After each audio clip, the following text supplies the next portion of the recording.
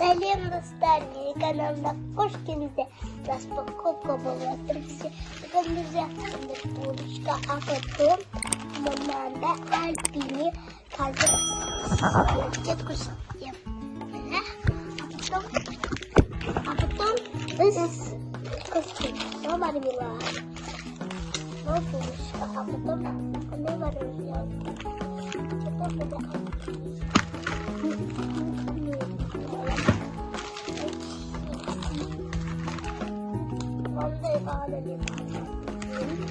Akıttım. Mandayla. Oradan. Düşünün olması. Bilmem. Bana onları yüzüne aladım. Bu uzun aldığında mı? Uzun aldım. Uzun aldım.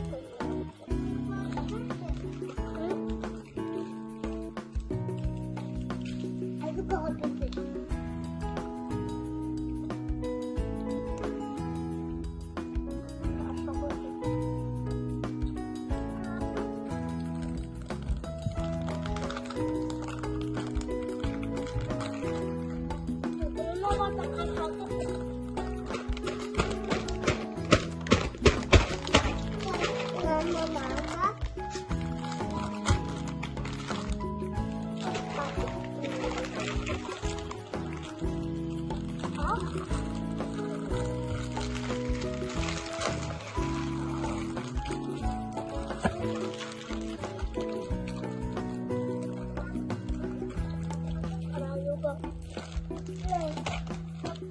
Ulan nasıl burası da?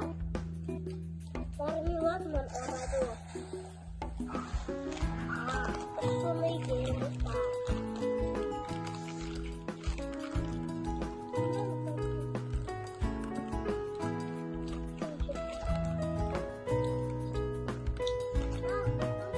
Nasıl kumaya var?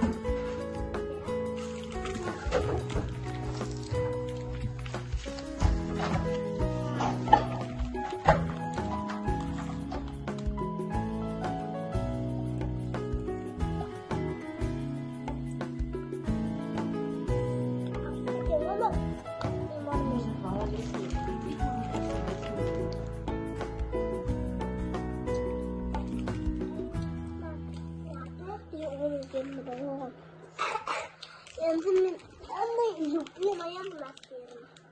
Mama. Sonra uçup araba kameranda onun Mama bu aşağıda. Hadi, bu